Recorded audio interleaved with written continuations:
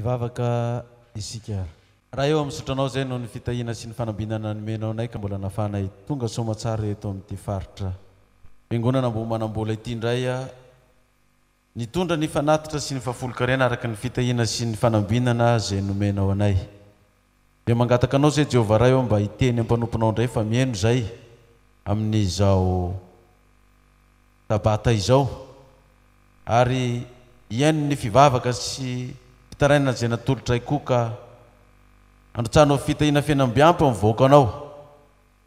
zay nitondra ny fanatitra sy ny fafolo-karena araka ny baikinao hoe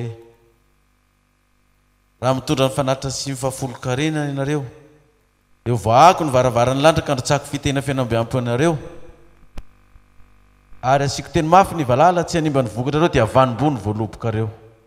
dia misaotra raha eo noho ny fitahina sy ny fanambinana zay nomenao anay ho tahinao ny voakanao zay mbola tsy nanaka-tolotra indray mba hitondra ny mpifaliana amin'ny sabata toy izao dia mitenena Jehovah fa mieno ny mpanomponao ny anaran'i Jesosy amen. Atsatsikary mba hamontsy toerana voalohany aloha dia faly miarabantsika eto mbo manambola amin'ity androandroany ity fakahita eto indray tsika roapolo taona ny fiangonana ambo manambola.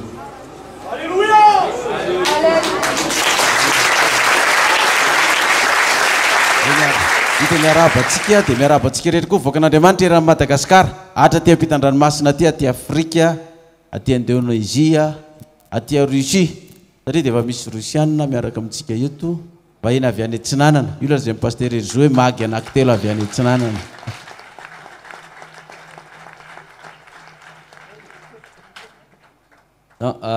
Arabaitsika zany a ny anaran'izy telo mirahalahy reo a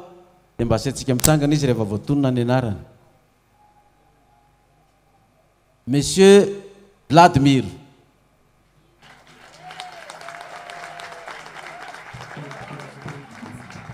dia ny manaraka Monsieur Roman, dia ny fahatelo Monsieur André, mitovy anaraka mitovy anarana amiko i André a. Ny anaraka hoe Mayol André Christian, Mayol André Christian, amen.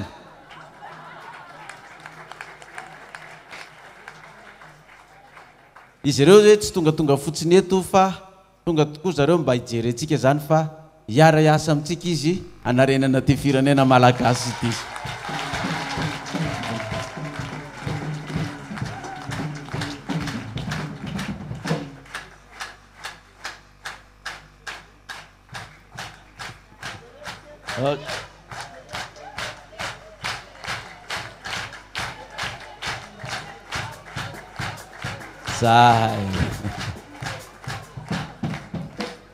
Miasa Andriamanitra satria fateraka le zaza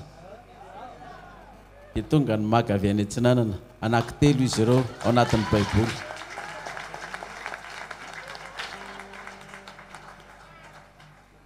Ok, azony zareo tsara ny avana somary milamindamina kelitsika satria mba mila azony zareo ny resaka resantsika eto mba moramora kokoa ny fampitana ny hafatra fa mbola manana ondry hafa ivelany ty vala ty aho iny tompo ary Jehovah dia ho an'ny firenena rehetra eran'izao tontolo izao tsy manavakavaka mevonahitra ny tompo.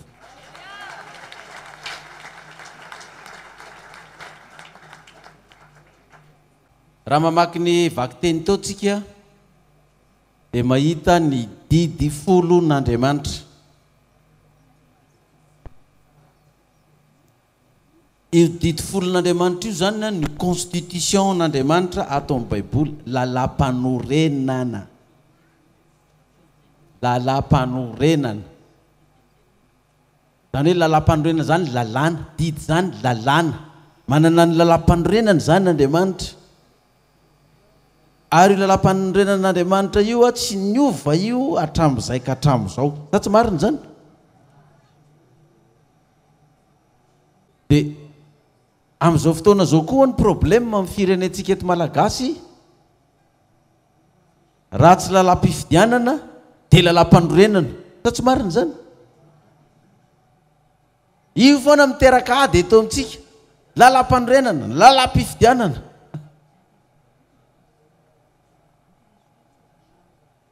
dia rehefa tonga io ady io dia mitaka hoe ovay ny lalam-panorenana ovay ny lalam-pifidianana fa itsika ve efa nahita olona kristianina teto ambony tany ny taka hoe ovay ny didy folo ny misy milaza dia hoe raha vao ny didy folo fa izy tsy nilaza hoe ovay io lalam-panorenana io fa na dia misy aza ny mitaka hoe ovay na raha vao ny didy folo mbola eo foana ny lalam-panorenan'Andriamanitra sa fa niala sa mbola eo foana hatramin'izao mbola eo foana zany dia dikan'izay azo ongana ve Andriamanitra sa tsy azo ongana misy fanangaram-panjakana atao amin'Andriamanitra ve sa tsisy tsisy io lalam-panorenana io mipetraka eo foana izy io fa andaony hojerevantsika le matitoko faharomby folo tao romby roapolo mako le matitoko faharomby roapolo tao andininy valo amby folo dia zao le verset mitovy aminazy io le toko sy andininy mitovy aminazy io ary amin'ny marika no vakitsika fa tsy tia le atao amin'ny matito io fa le atao amin'ny matito io tsy dia tena mazava tsara marika toko faraiky amby folo ny andininy roa amby folo ka hatramin'ny efatra amby folo io mbany io hitajantsika eo ihany izy marika toko faharomby raiky amby folo ny andininy roa amby folo ka hatramin'ny efatra amby folo anytsika ny hamaky azy kely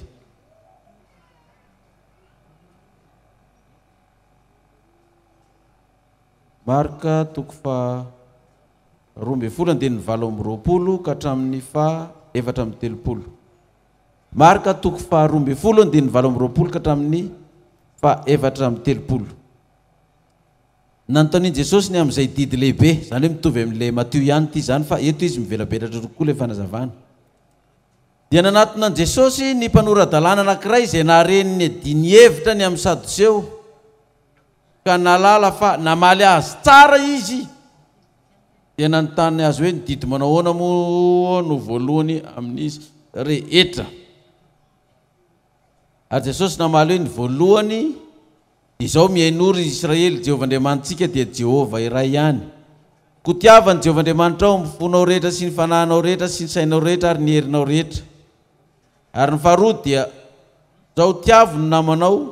tahaka ny tenanao tsy misy didy lehibe noho izany noho ireo ary hoy ilay mpanorandalàna tamin'ny marina zany tompo tsara ny lazanao fa iray ihany Andriamanitra ary tsy misy afa-tsy izy ary nioty azy amin'ny fo rehetra sy ny saina rehetra sy ny hery rehetra ary ho tiany namana tahaka ny tena dia mihoatra ny lavitra noho ny fanatitra dorana sy ny fanatitra hafa rehetra izany ary raha hitan'i Jesosy fa namaly tamin'ny mpahendrena izy dia hoy izy taminy tsy lavitra ny fanjakan'Andriamanitra ianao ary tsisy sahy nanontany azy intsony izay le vaky teny raha raisitsika zany ny andininy valo amby roapolo dia zao mivoasoratra ato dia nanontany an Jesosy ny mpanorandalàna anankiray izay efa nahare niny adiny hevitra tamin'ny Sadoseo ka nalala fa namaly azy tsara izy nanatona an Jesosy ozy izy mpanorandalàna anankiray izay nahare ny adiny hevitra tamin'ny Sadoseo inona ny ady hevitra nataon'i Jesosy tamin'ny Sadoseo izay eniny ity mpanorandalàna anankiray ity izany hoe nisy ady hevitra zany tao ny Sadoseo sy Jesosy fa nisy olona nanatrika teo mpanorandalàna olona mpahay lalàna nieno ilay ady hevitra dia rehefa hitany fa tena namaly amin'ny fahendrena Jesosy ary nazava ny valiteny Jesosy amin'ireo fanontaniana fandrika isan-karazany dia nanatona azy nanontany ka inona ary le resaka ady hevitra teo inona le ady hevitra teo izay enonyity mpanorandalàna ty aloha ny idirantsika nyity famelabelarana ty ao marika toko faraiky aroa amby folo ihany tsika manomboka amin'ny andininy valo amby folo marika toko faharoa amby folo manomboka ny andininy valo amby folo misy lohateny hoe nanontaniany Sadoseo an Jesosy ny amin'ny hitsanganana amin'ny maty ary ny Sadoseo izay milaza fa tsy misy fitsanganana amin'ny maty dia ny sasany tonga teo aminy ka nanontany azy hoe mpampianatra ô Mosesy nanoratra ho antsika hoe raha misy manandralahy maty momba ka mbola velona ny vadiny maty dia aoka ny rahalahiny apakatra azy hiteraka amelomasony rahalahiny. Nisy 7 rahalahy ary ny zokony napakabaty dia maty momba, ary ny faharoa napakatra andravehivavy dia maty momba koa, ary ny fahatelo toy izany ihany koa. Ary izy 7 rahalahy dia samy maty momba avokoa. Koa farany izy rehetra dia maty koa raha vehivavy. Koa amin'ny fitsanganana maty ho vadin'iza moa raha vehivavy, satria efa samy nanambady azy avokoa izy 7 rahalahy. Dia hoy Jesosy taminy, tsy izao tsy fahafantaranareo ny soratra masina sy ny herin'Andriamanitra izao va ny mahadiso hevitra anareo? Fa amin'ny tsanganana maty dia tsisy apakabady na avoaka ampakariny fa tahaka ny anjely any an-danitra izy. Ka ny amin'ny ananganana maty dia tsy mbola nivakianareo va ny eo amin'ny bokin'ny Mosesy, eo amin'ilay teny milaza ny voaroy dia nanaovan'Andriamanitra taminy hoe izaho no Andriamanitra Abrahama sy Andriamanitra Isaka ary Andriamanitra Jakoba. Ary tsy Andriamanitra ny maty izy fa ny velona, ho dia diso indrindra ianareo. Raha raisina zany izay vaky teny zay dia le ady hevitra zay en'ity le mpanorandalàna ty ny fanaovan'i Jesosy sy ny Sadiseo dia resaka fitsanganana amin'inona amin'ny maty. Zay ny ady hevitra, resaka fitsanganana amin'ny maty. Ny Sadiseo dia tsy mino ny fitsanganana amin'ny maty, fa ny Fariseo dia mino ny fitsanganana amin'ny maty. Nefa ireo samy jiosy fa ny ray mino ny fitsanganana amin'ny maty, ny ray tsy mino. Any zany, zay le ady hevitra zany. Dia ny fanontaniana naperaka an'izareo zava-nisy teo amin'ny tantara. Araky ny fomba jiosy zany, raha misy mpivady anankiray, lehilahy anankiray manambady vehivavy ray, ka maty le lehilahy, dia araky ny lalàna tsy zandriny eo manambady le vehivavy. Dia nisy 7 rahalahy zany zareo, maty lehilahy matoa dia niditra le zandriny manaraka. Dia hozy izy koa le zandriny fahatelo hoe tokony mba maty koa le ry dia mba miditra eo koa. Dia maty koa zany le faharoa dia tafiditra ingara iny. Dia hozy izy le fahaefatra indray, momany lafa ho faty koa lafa anjarako ny manaraka eo raha zao fandeha ny tantara zao nanomboka nangovotra amin'izay le fahatelo, amin'ny anaran'i Jesosy tsy maty alahy, tsy maty alahy, tsy maty alahy. Fa maty ihany koa le fahatelo, niditra le fahaefatra, dia nangorory le fahadimy. Raha maty eo koa zany zalahy dia toroko ny manaraka eo. Dia maty koa le fahaefatra, niditra le fahadimy, nangovotra koa le fahaenina. Ny avarany tonga any amin'le fahafito, dia le fahafito zany dia efa tsy fisy fahafinaretana tsony ny nanambady an'le vehivavy, fa dia efa nandrasany dia ninona hoe rovina ny toroko, fa ho lasa koa raha izao ny fandehan'ity. Dia maty daholo zany izy 7. Dia ny fanontaniana naperaka tamin'i Jesosy dia izao fanontaniana fandrika. Dia raha itsika angamba nenao an'izany ohatrany hoe za moa ve hitovy an'i Jesosy, fa zany ohatran'le antanina mpanao gazety reny ahoana zao, dia tsika mihaino hoe ahoana ary no amalia mipapa an'izany, ina ary ny valiny zany. Dia efa mivalina izy hoe alleloia, ndraindray mitehaka mihitsy tsika hoe tena ay ve izay ny valiny e. Fa ity fandrika be tokoa hoe ahoana ary no amalian'io rangahy io an'izany. Ozy izy le mpanorandalàna tamin'ny fanontaniana sarotra be zany hoe iza ary no vadiny amin'ny fitsanganana amin'ny maty, iza no vadin'io lehilahy io. Ary zay tokoa ny lôjika ny fanontaniana hoe raha misy ary fitsanganana maty zany iza no vadin'io vehivavy io, satria 7 rahalahy izy samy nanambady azy teo, tsisy niteraka na ny ray ary. Dia ahoana, ino anao tao? Dia niandry le mpanorandalàna hoe hitako eto ny fahaizan'io Jesosy io raha tena mahay io ainy ny valiny zany, satria za mahay lalàna ty ary tsy mahay mamaly an'izany question zany, nefa za mahay lalàna. inona no avaly amin'izany tena valiny Jesosy amin'izay hoe ary nareo reto inge ozy izy milaza jiosy mahay baiboly tsy firenena hafa fa jiosy nefa dia tsy fantatrareo ve izy valiny zany dia nitenen'i Jesosy te hoe mahadiso hevitra anareo tsy fahalalanareo ninona ny soratra masina mahadiso hevitra anareo tsy fahalalana ny soratra masina 9:20 Marka 12:24 hoy Jesosy taminy tsy izao tsy fahafantaranareo ny soratra masina sy ny herin'Andriamanitra izao va ny mahadiso hevitra anareo tsy fahafantaranareo ny soratra masina sy ny herin'iza herin'Andriamanitra izao no mahadiso hevitra anareo ary dia zany koa nataontsika mbola iainantsika vaoaka rehetra na eto Madagasikara ary inona moa mahatonga ny olona tamin'ny andron'i Jesosy nanompanopany Jesosy nandevilevy azy ny apanga azy mametraka question amandriana azy ary tonga hatrany amin'ny fanonoana azy fanomboana azy tamin'ny hazo fitsa inona ny dikan'izany tsy fahalalana ny soratra masina tsy ny herin'Andriamanitra zay natonga azy ireo namono an'ny Jesosy dia na dia nilaza aza Jesosy fa izao no zavatra hitranga izao no zavatra hiseho izao no zavatra hipotra dia tsy fantatry ny olona ny soratra masina dia tsy fantatry ny olona ny herin'Andriamanitra aiza ny apossible an'izany ohatra ny teny Jesosy raha vao tempolo io dia anatin'ny atelona dia atsangako amin'ny maty ay dia atsangako indray tempolo io anatin'ny atelona dia ozy izy ny olona tempolo io ve 970 taona ny nanaovana an'io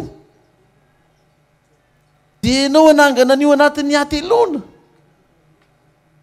zay zany ilay tsy fahalalana ny soratra masina sy ny herin'Andriamanitra tsy hay ny soratra masina fa i Jesosy io teneniny io hoe vonoy ty tempolo ty fa anatin'ny atelona dia ho atsangako dia tsy hay ny herin'Andriamanitra satria hoe ianao ve olona maty dia avita anangana ny tenanao nefa ianao olona maty zavatra impossible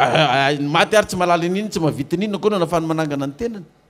zay le herin'Andriamanitra tsy fantany zareo retiko tsy fantany dia inona amin'izay izay tsy fahalalana soratra masina zay izy madisy hevitra aminareo dia tonga amin'izay le mpanora-dalàna nanontany an'i Jesosy rehefa nahitazy hoe tena namaly tsara Jesosy mahay mamaly fanontaniana dia nanontany azy inona ary zany ozy izy ny didy lehibe indrindra inona ny didy lehibe indrindra ao amin'ny soratra masina dia zavatra roa no navalin'i Jesosy voalohany tiavany Jehovahandriamanitra ao mifonao sy ny sainao rehetra ny faharoa tiavany namanao tahaka n'inona tsisy didy lehibe ankoatran'io izy izy reo ny lehibe indrindra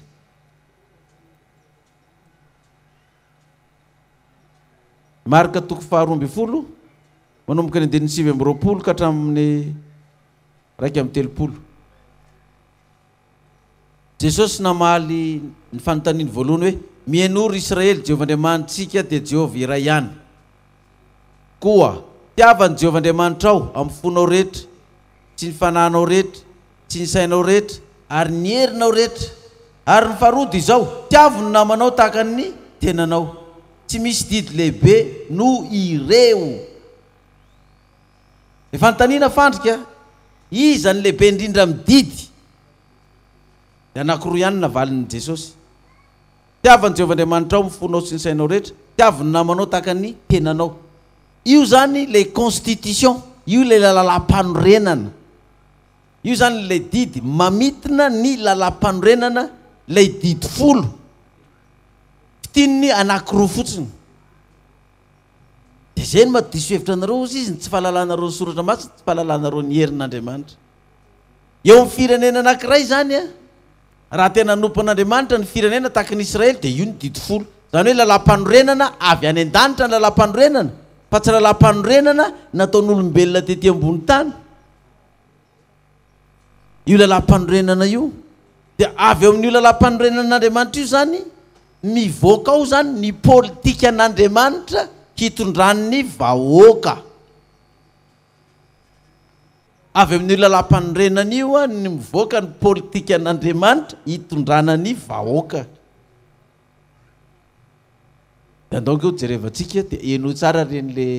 fanambarana ataoko reny rehefa nytaniny olona amin'ny radio sy télé za ianareo ve ozy izy mpitondra fivavahana dia hiditra amin'ny raharaha politika raha maloto zany politika zany alatra zany politika zany kolokolo zany politika zany lainga sy fitaka zany politika zany dia mahenontsika malagasy be da be miteny hoe tokony hifankaty isika mifankatiava fa tsika dia tena tsy mifankaty mihitsy ny samy malagasy zay mapotika ny firenentsika ty tsy mifankaty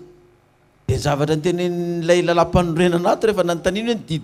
lehibe indrina ny voalohany teneny jesosy dia hoe fitiavana tiavany izy aozy izy Jehova Andriamanitra ao ny faharoa tiavony namanao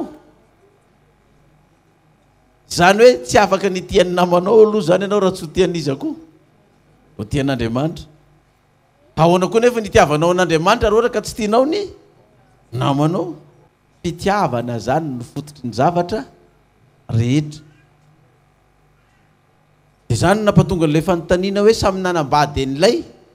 vehivavy avokoa izy fito mirahalahy dia hoy izy Jesosy mahadiso hevitra nareo tsy fahalalana soratra masina fa any an-danitra tsy misy mifanambady izany intsony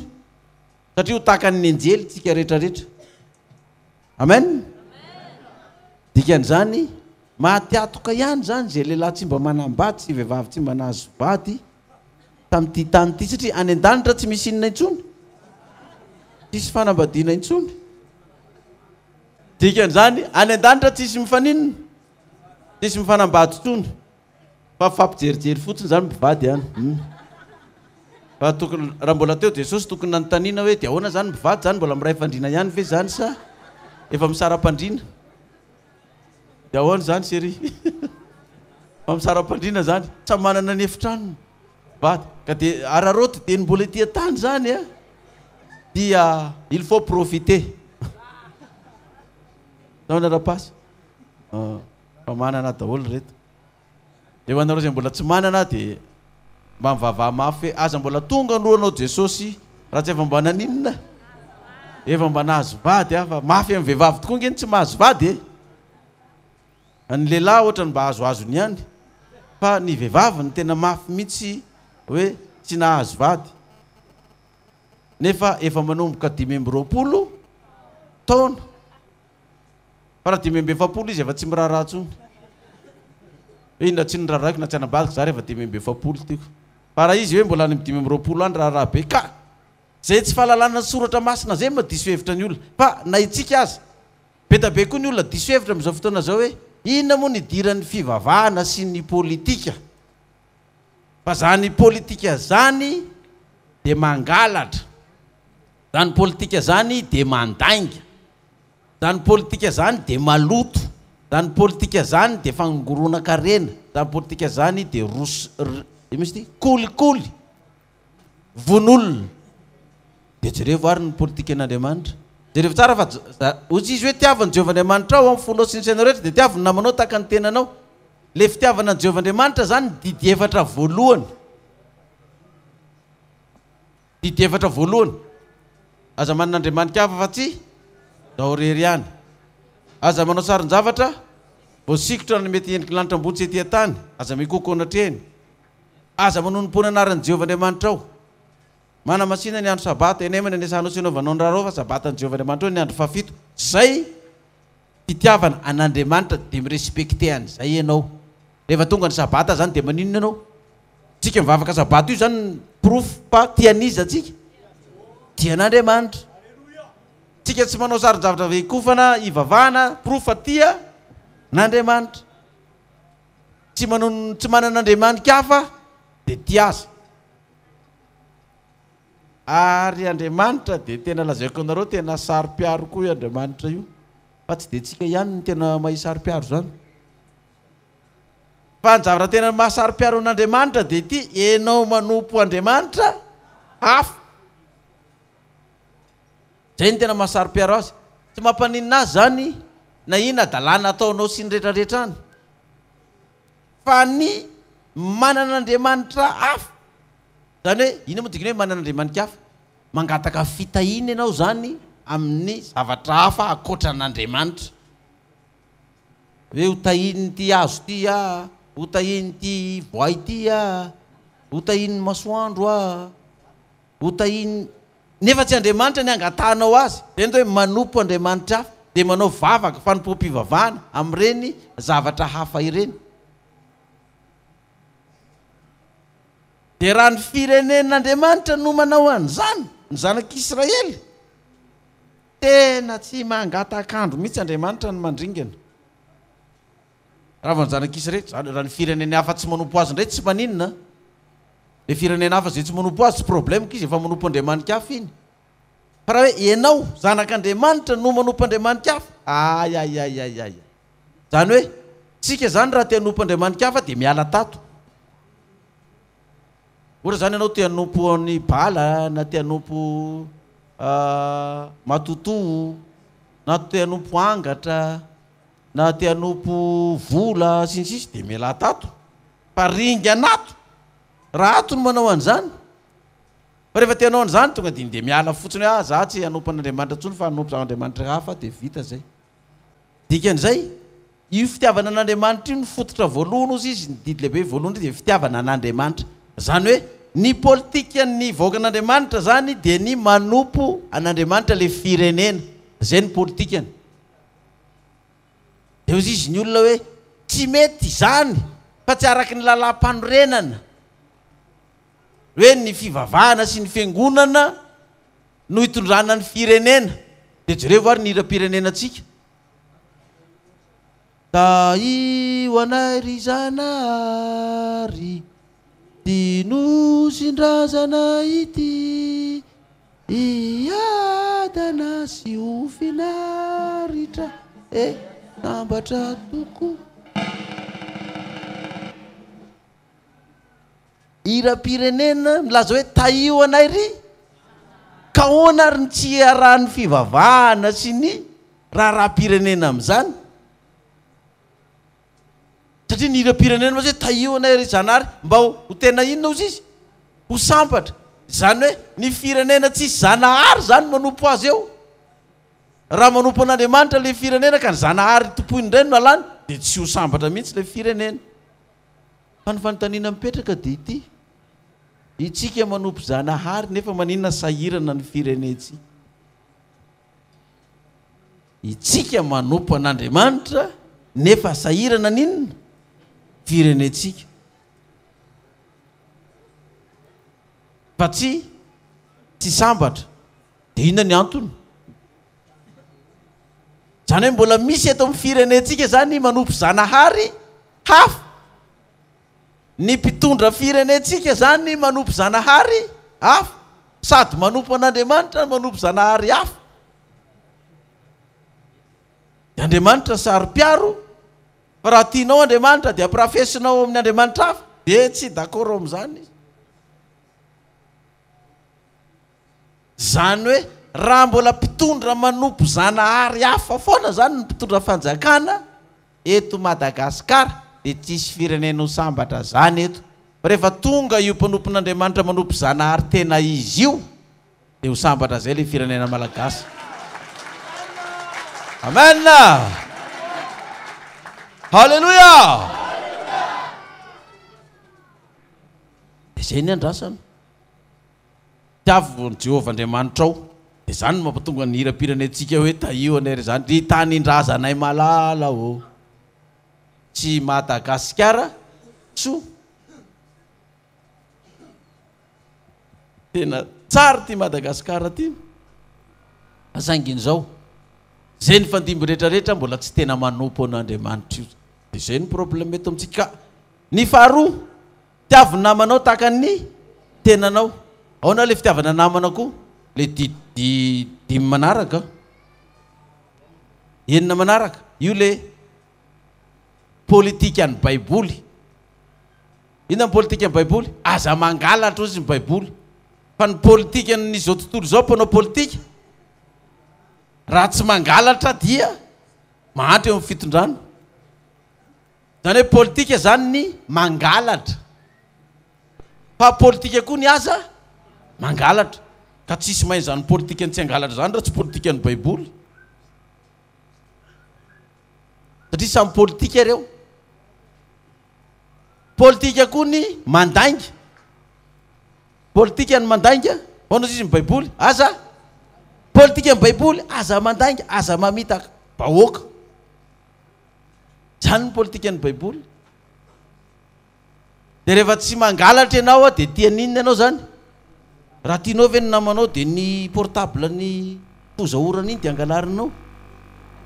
tsy mba hoe portable android tsy angalatra an'iny ianao raha tianao izy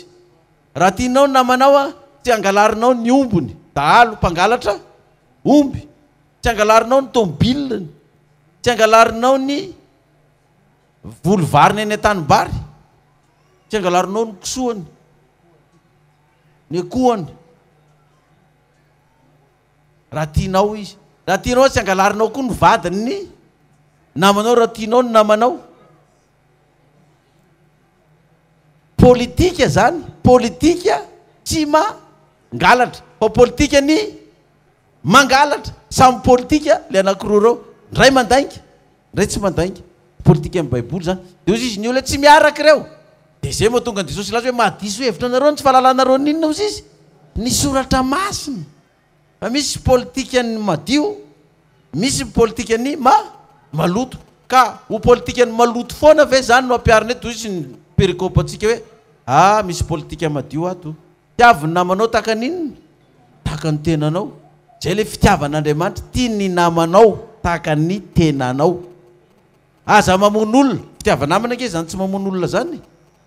raha tianao ve ny namanao de vononao raha tianao ve ny namanao de hoentinao atao sorona ny olona fitiavanamana tsy mamono olona politika koa ny mamono olona fa politika koa ny tsy mamono olona zay le fitiavana samy politika daholo le de aiza zany ny atsika de mazava ho azy ny atsika hoe mba tsy ho diso hevitra tsika mahalala tsara ny herin'Andriamanitra ny amin'ny soratra masina io fantatritsika ny soratra masina ary izy de miteny minompo aminany de ho ambininy ianao fa raha tsy mahalala ny soratra masina ianao zay lazay mpaminany eo lazay anao fa sandoka daholo satria lazay mpaminany tsy efa ny herin'olombelona ny mamoaka an'iny fa herin'Andriamanitra